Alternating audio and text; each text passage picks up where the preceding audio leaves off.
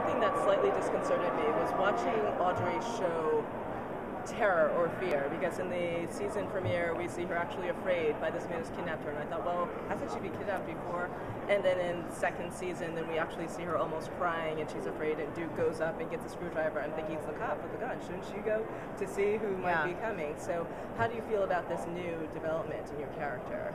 I love it. It was one of the main things that was presented to me when I was there sitting trying to get answers from our writers was what's her arc this season? What's the where's she going? Mm-hmm. And I didn't really get anything except for that there would be an external threat and something that would really shake her up that she would feel was always around. And how does she handle that threat instead of her just trying to figure out her mystery of herself? Like, how does she react when there's something actually not just going after people that she can help, but her specifically, you know? And I think it's interesting. I mean, it happens in her apartment. It happens in a place that she's safe, right in the backyard of, you know, one of her best friends. And she is used to being protected in a sense, and all of that's stripped away now too. So I really, of course, as an actress, love that opportunity to show that side of her. Where would you like to see the relationship between the two characters?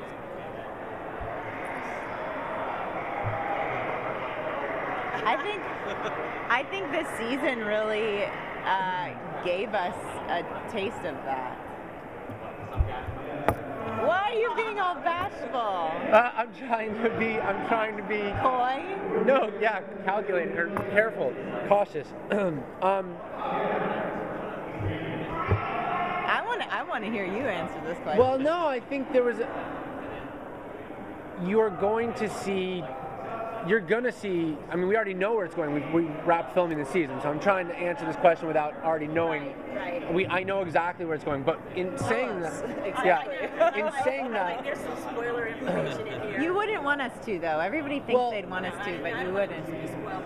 But the thing is, Duke and Audrey's relationship is going to change drastically over the next even few episodes. We already started seeing the beginnings of that. Yeah. But and also knowing where the season went, I gotta hand it to the writers again. They've now kind of really just opened up this new door, and the potential of where it could go, I honestly don't know. And there's a lot more space and places for it to go, actually. So now thinking about your question, being able to remove myself from knowing what I already know about this season, I would like to really see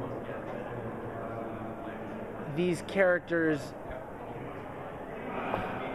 have to make a choice. I think choices are always forced upon them, whether it be with Audrey and Duke, or Audrey and Nathan, or Duke and Nathan. The choices are always sort of forced upon them. They're always sort of in effect of what's been happening. And I think it would be really neat. And I think in some ways, Audrey, Emily's character, did in some ways, we've seen at the beginning of this season with Nathan, she sort of made a decision about where that relationship was going to be allowed to go or not. Mm-hmm. But I would like us to start to sort of take the emotional, roller coaster that we've been going on and start to say, yes, I want to take this place, or no, I will no longer engage in this. And we've never really seen that. We've just sort of seen them bouncing off the walls and all this craziness that's going on. So I think along those same lines, because while you're talking, I was just reminded of a whole other part of their arc. I think that, like he's saying, there's so much flirting that happens between the two of them, and this really great complex friendship that happens between the two of them. What do you mean flirting? There is. There's always been that. You flirt with me? Yes. Audrey flirts with Duke. Yes.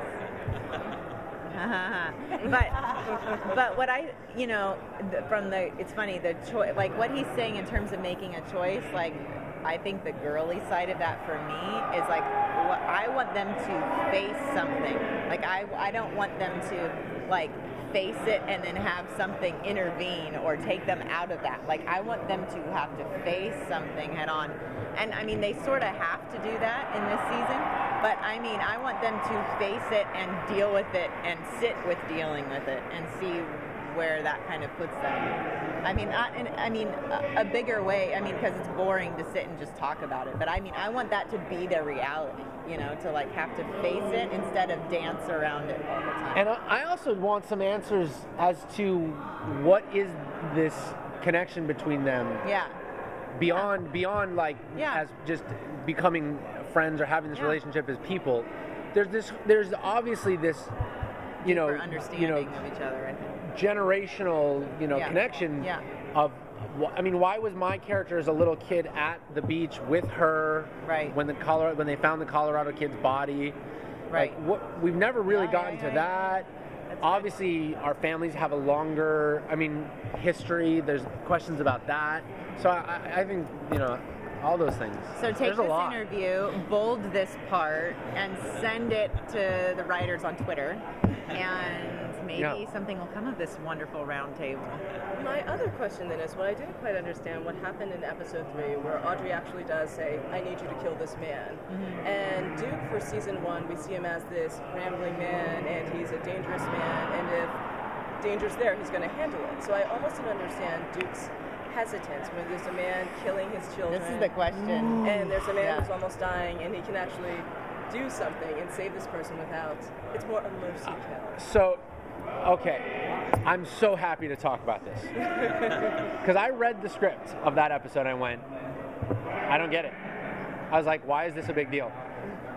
I'm like, this makes no sense to me. I'm like, you're wrong. Like, Duke's killed people before, and then Matt McGinnis, our showrunner, who really, he came on second season. Mm-hmm. And was really the showrunner this season. Yeah. He was like, what do you mean Duke's killed people? I'm like, Duke's killed people. He's been in trouble. He's had things, like, he's not a sweet guy. I'm like, even in season 1, when I thought there was somebody behind a wall, I pulled a trigger on the guy's face.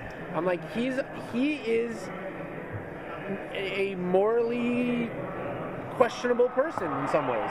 Although he may have a good heart, but regardless, he's killed people. This is not a hard choice. This guy's a killer. He's going to die anyways. It's gonna save his family. Why wouldn't he just kill them? This is stupid. I was pissed. And then Sam, in his wisdom, and Matt, in his wisdom, said, you missed the point. I'm like, what are you talking about?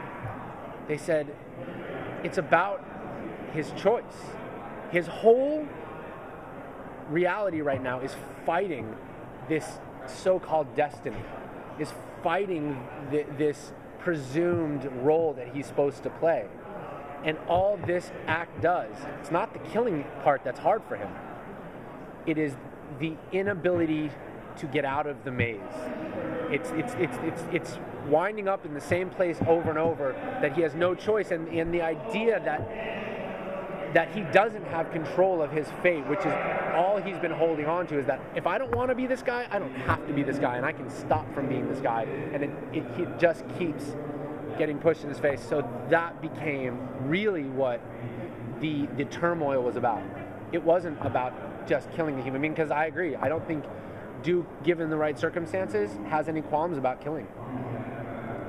I know that may sound harsh, but no. I don't think he does. Thank you.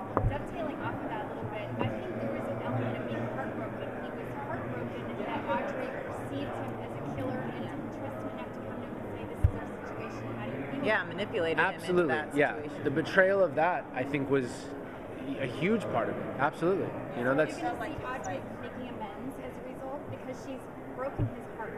That trust is no longer there that he implicitly had for her, that she would always be good to him. I think that this winding time clock for her, that she has X amount of days until the whatever happens, and whatever happens, really takes the camera lens in her life and cranks it into focus and makes things very black and white for her. She only has this much time left, and so what can she do with that time she's had? It's as if she's been given a we kept saying, like a cancer diagnosis.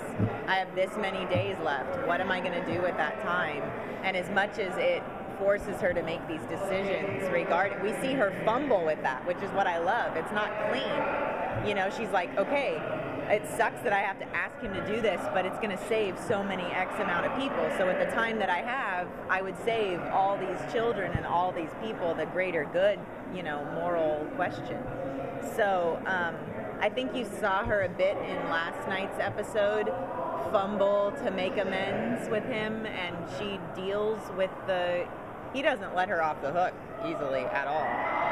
I remember several beats, like several episodes later, them talking about our relationship. I'm like, are you aware of the look that he gave me at the end? Like, he is not okay with me. This is not just reset the button at the beginning of every episode. We are not in a good place, So I think that there was a lot of fumbling for her, and I think it causes her to be off her rocker a bit. She's not in a good place now with either the two people that she could always be in a good place with. So I think that's good television, in my opinion. Good storytelling. I concur.